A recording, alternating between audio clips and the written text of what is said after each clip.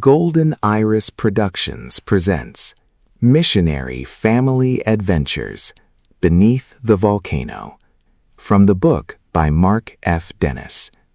Introduction. This is the story of an American missionary family and their remarkable journey to Japan. It is a story of faith, family, adventure, and growing up between two cultures. It is the story of how an ordinary family from America found themselves living beneath one of the most active volcanoes in the world. The events you are about to hear are not fiction. They are real memories from a childhood spent in the mountains of Japan. They are stories of ocean voyages, mountain trails, train rides, cultural discoveries, and the experiences that shaped an entire family. To understand how we came to live in such an extraordinary place, we begin not in America, but beneath the shadow of a volcano in the Japanese Alps. Historical disclaimer. This series faithfully presents the writings and memories of missionary Dick Dennis. His observations about religion, culture, and society reflect his sincerely held evangelical Christian beliefs during the 1960s. They are presented in their historical context to preserve the authenticity of his family's story and are not intended as commentary on the beliefs of others today. Part 23. Hiking Mount Asama. Even though the volcano was very active, every summer, climbing Mount Asama was a tradition for the missionary families living in Karuizawa. Around midnight, nearly 30 hikers gathered near Hoshino Onsen at the base of the volcano and began the long trek through the dark forest. The cool night air made for comfortable hiking, and everyone hoped to reach the summit before sunrise. After about an hour, we reached the tree line where the trail split. One path climbed Little Asama, while the other led toward the active volcano itself. Smoke drifted down from the crater from time to time, filling the air with the sharp smell of sulfur. From there, the climb became much steeper as we slipped and slid through loose volcanic ash. For another 3 hours, we climbed through hardened lava flows, steaming vents, and patches of bright yellow sulfur.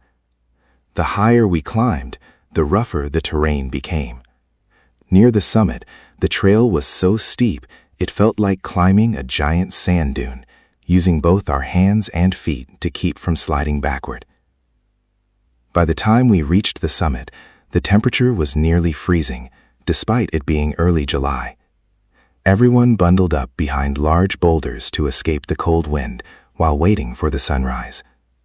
From that incredible height, we could see for hundreds of miles, and on clear mornings, even Mount Fuji stood above the distant clouds. Around the crater. As the sun rose, the wind gradually eased, and we began hiking around the rim of the crater. Away from the drifting smoke, we stopped to eat breakfast and take photographs. Some of the older boys leaned far over the edge or pushed rocks into the crater, while the adults constantly reminded everyone to stay back from the dangerous rim. Looking down into the smoking crater was both exciting and humbling. Deep below, the volcano rumbled with incredible power, and every so often a louder burst echoed from within. Sitting quietly on the rim, you could actually feel the mountain trembling beneath you.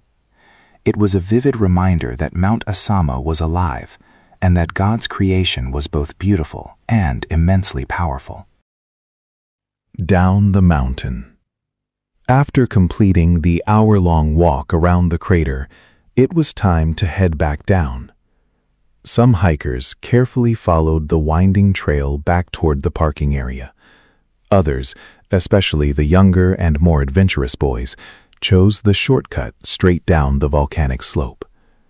The fine volcanic ash was like soft sand, making it possible to run, slide, and leap down the mountainside while clouds of gray dust billowed behind them. Those who raced down the slope reached the bottom in less than an hour, while others took nearly twice as long. Some climbed into their cars and headed home immediately, while others waited for their rides to arrive. After spending the entire night climbing Mount Asama, everyone returned home exhausted.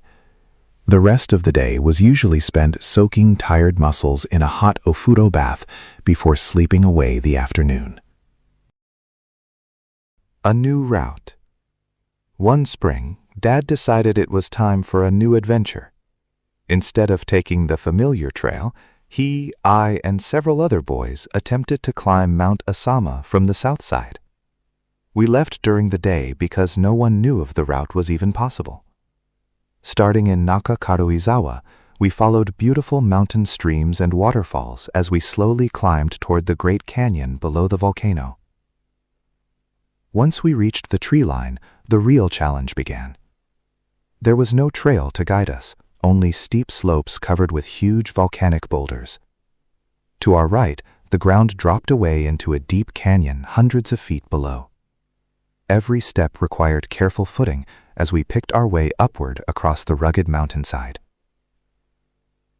The storm.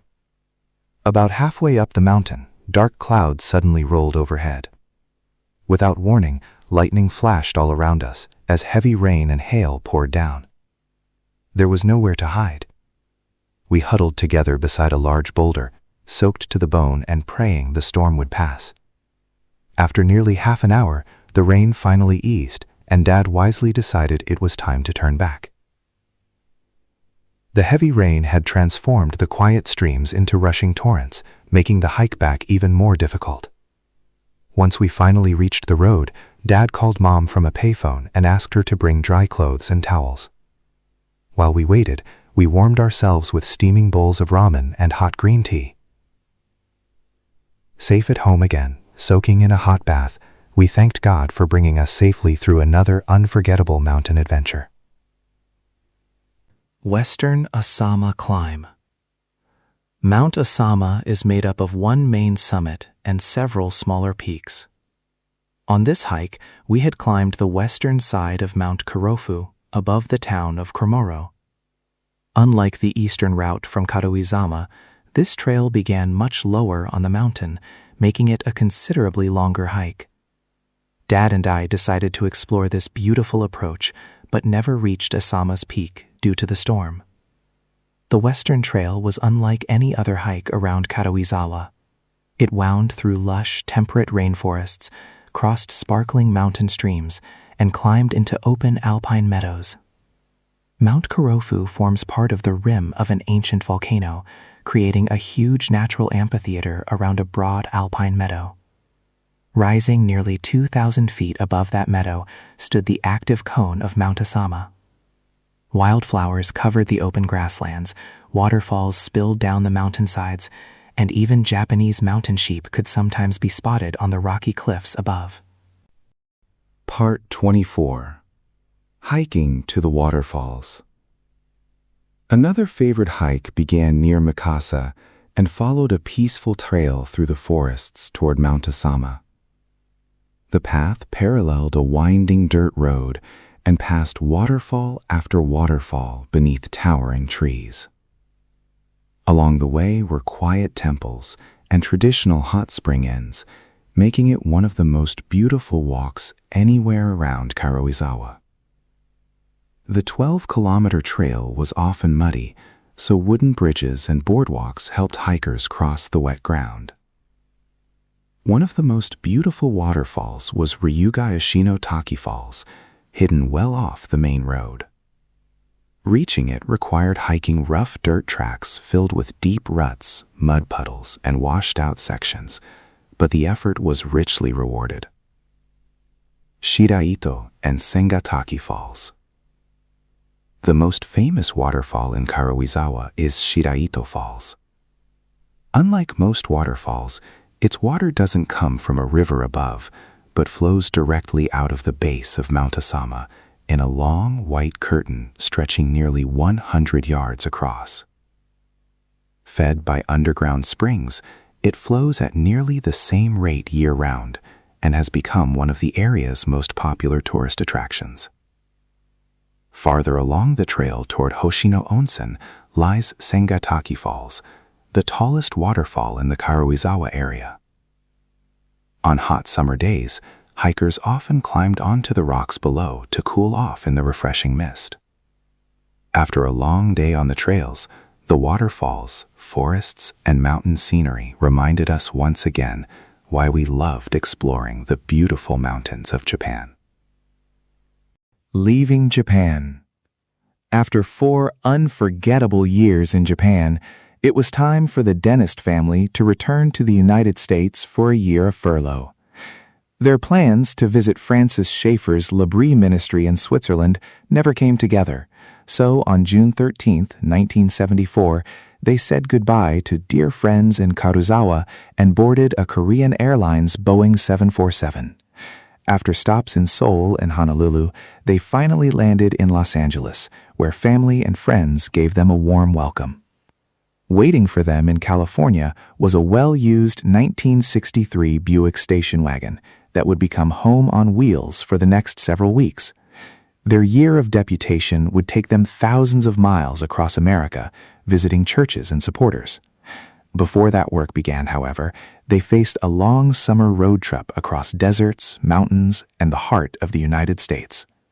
Crossing the desert. Their first day's drive ended in Yuma, Arizona, where the summer heat climbed well above 100 degrees. The station wagon's air conditioner barely worked, if at all. Every few gas stations, Dick stopped to buy bags of ice so the family could cool themselves with the melting ice during the long drive. Even with the heat, the journey itself became another family adventure. That evening, the family stayed at a KOA campground. The children spent hours swimming in the pool, enjoying the cool water until long after sunset. But desert nights cool quickly, and before long their teeth were chattering. Dick and Millie folded down the station wagon's back seat and slept there with baby Debbie, while the other children curled up together in a tent, exhausted from the day's excitement. Trouble near Flagstaff. The next morning, the family headed toward the Grand Canyon. Near Flagstaff, however, the station wagon suddenly began overheating. Soon the engine developed a loud knocking sound before finally quitting altogether in the middle of the Arizona desert. Unsure how serious the problem was, Dick left his family safely with the car and did something he hadn't done since his younger days. He stuck out his thumb and hitchhiked back into town for help. After about an hour, Dick returned with a tow truck that carried the family and their disabled car to a nearby garage. Thankfully, the problem turned out to be much less serious than expected. After adding fuel treatment and refilling the radiator, the engine smoothed out and ran perfectly. During the unexpected weekend delay, the Bible Baptist Church of Flagstaff graciously opened an empty house for the Dennis family to stay in. Another reminder of God's faithful provision. Grand Canyon. With the car repaired, the family finally reached the Grand Canyon. Standing along the rim, they gazed across one of America's greatest natural wonders. Layer upon layer of colorful rock stretched as far as the eye could see. After years of living beneath Mount Asama in Japan, the vast canyon offered an entirely different display of God's magnificent creation.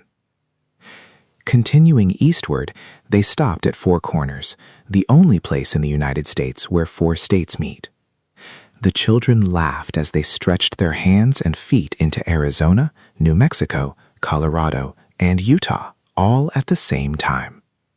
It was a simple stop, but one they would remember for years to come. Across the heartland. The journey carried them through Colorado, where Dick revisited places he had worked years earlier, cruising timber in the mountains. Then on to the Royal Gorge and Colorado Springs. After enjoying the cool mountain air, they continued to Wheaton, Illinois, home of Team Mission headquarters. There, they met with mission leaders before pressing on through Pennsylvania to visit friends along the way. On July 3, 1974, Nearly 3 weeks after leaving Japan, the Dennis family finally arrived at Dick's parents' home in New Jersey. They would remain there for 2 months while preparing for a busy year of deputation. During that time, Dick attended the Seminar in Basic Youth Conflicts in Philadelphia, and after much prayer, an apartment became available at Limerick Chapel. Once again, God had provided exactly what the family needed as they prepared for the next chapter of ministry. To be continued. Memoirs of a Missionary, Bringing True Light to the Land of the Rising Sun, tells the story of my father, Dick Dennis, and his decades of missionary service in Japan. Drawing from his journals, prayer letters, and personal memories, the book records the challenges, victories, and everyday experiences of sharing the gospel while living among the Japanese people. Many of the events presented throughout this series are drawn from these first-hand accounts. If you would like to explore the story in greater detail, simply scan the QR code or visit the book on Amazon. Thank you for watching. If you enjoyed this presentation, please take a moment to like, subscribe, and share this video with others. For more content, visit my 2 YouTube channels. Mark F. Dennis at Golden Iris Knowledge Quest, where we explore physics, cosmology, science, and emerging ideas about the structure of the universe. And Mark F. Dennis at Golden Iris Religion Quest, where we examine religion, spirituality, biblical studies, Jewish mysticism, and the history of religious thought. Your support helps these channels continue to grow and allows me to create more presentations, books, and educational content. Thank you again for watching, and I look forward to seeing you in the next video.